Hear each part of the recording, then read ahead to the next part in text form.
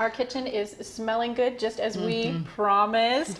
And actually, I'm really excited to taste. We have Lisa Glickman LLC, right, Lisa? Yes, that's right. Just me. Just you. And we're going to talk more about that later on. But right now, she's going to cook up some yummy stuff for us. Yes. What do you got Yes. going? Well, I'm doing a salad today because I think that as we go into the summertime, I think the salads, compost salads, I'm doing a salad with some grilled ahi tuna and some beautiful fresh lettuces, some watercress here that I have, and avocado and a little bit of mango. And I'm doing a vinaigrette. This is a recipe. This is my own recipe for a vinaigrette with pomegranate molasses, which is a really interesting ingredient. It's a Middle Eastern kind of condiment, actually, and it's got a real sour, tangy taste, and you'll taste that in the vinaigrette. But it'll go good with wine. Yes, it definitely will go good with the wine. I'd like to try some of that myself at some point, so hopefully I'll get a taste of that. But we're doing a tuna over here, so I've got a pan going. I'm doing it on a grill pan today, but you can do it on an outdoor grill, obviously. And the first thing, I mean, you want to make sure that your grill pan is really, really hot. So I've got this really heating up, really nice and hot. First of all, I'm going to take a little bit of oil, just a little tiny bit of oil to put on either side, and some salt and pepper here. And I'm going to show you, too, how to put some hatch marks, the pretty hatch marks that you get when you go to the restaurants, and the fish has the pretty hatch marks on it. So it's really... I wondered about that. Well, it's really easy, but it seems like it might be a little bit hard. So it's really not at all. So I've got my pan here with the lines. You can see the lines going straight out at you. So we're going to start... Let me put some pepper on here. Both sides. I'm looking to see if it's even lit. I know. It's so lit. Yeah, it is. This is love ahi. Okay, and we're going to try to do this pretty quickly. So as the grill marks are going this way, we're going to put it like on a clock at 10 o'clock. Okay. And the same with the other piece. Nice. Okay, and I'm going to pop back over here and start making the vinaigrette. So in this bowl here, we've got some shallots, some chopped shallots, and it's kind of a sweeter onion. You could use red onion or just a plain onion, but the shallot's a little bit sweeter. And if you want to make them a little bit not quite as strong, you can rinse them under water before you put them in your vinaigrette. So that's kind of a tip. So I'm going to put in about 2 teaspoons probably of the pomegranate molasses. I've never even heard of pomegranate molasses. It's made actually in Lebanon. Like I said, it's a Middle Eastern condiment. That's pretty. It's kind of market-ish. Yes, yes. It's not a difficult thing to find. It's out there, and then I'm going to put in some honey, about a teaspoon of honey, probably. But honey is more rare these days, right? I'm reading more about honey being in shortage. It is because of the bees. Apparently, there's a problem with the bees that's not good, but they're working on it. So I can be nice to bees. Be nice to bees. Don't kill the bees. Be nice to bees. We need more exactly honey. Right. And where can I find a spoon? I need like a little spoon.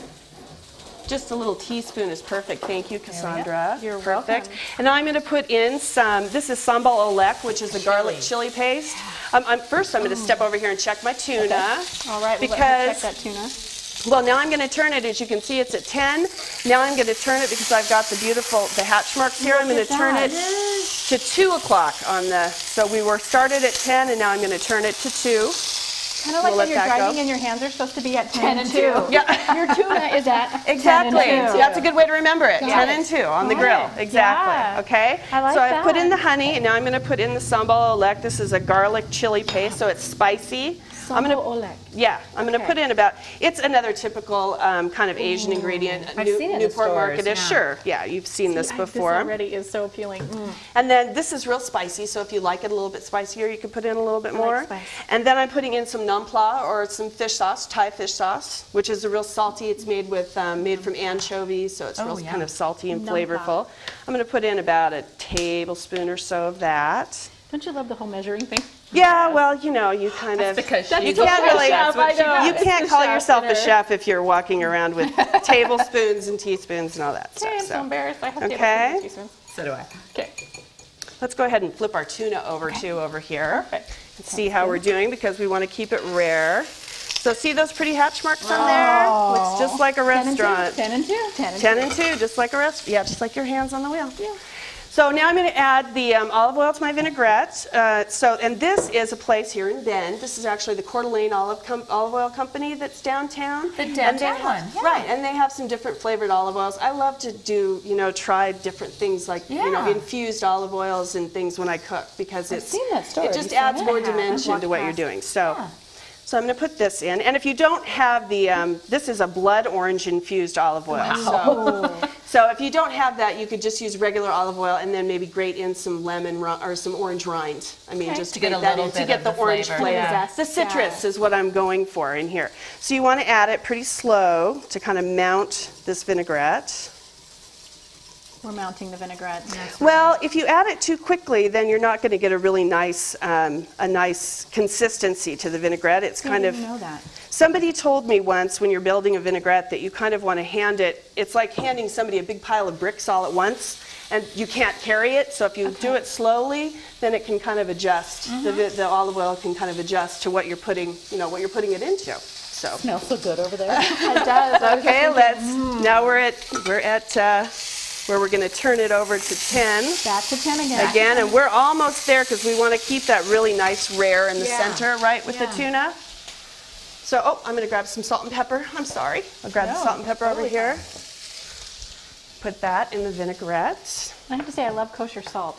I do too. I was so happy to see that you had kosher salt because it makes such a huge difference. The iodine that's in iodinized salt in the blue carton that you see a lot really adds flavor that you don't want in your food. Yeah. So I'm a huge fan of kosher salt or sea salt. Pure to me. It does, it does. And you can use a little bit more. You're much less likely to oversalt your food with kosher salt than you are with other salt. I just feel really cool when I pick it up and toss it in. Right. Now you can actually help me by starting to put some of these lettuces in this bowl. Do you guys want to do that? This is watercress, and this is actually a live plant that you can buy now in the grocery stores very often. And it's these things are just so much better for you than just your typical lettuces. They have so much more vitamins, twice as much as a romaine or an iceberg lettuce or something like that. So if you want to start just putting those in here, in the bowl I've got some avocado. Okay. So you can start putting some salad in there. As we start to do this, we're going to let you grab either a glass of wine or another cup of coffee, whatever you'd like. And we come back, we're going to give this lovely tuna salad a taste and pair it with a little bit of wine. Back in just a few minutes. Don't go anywhere as we have a little Sunday brunch on Roundabout Bend coming up next.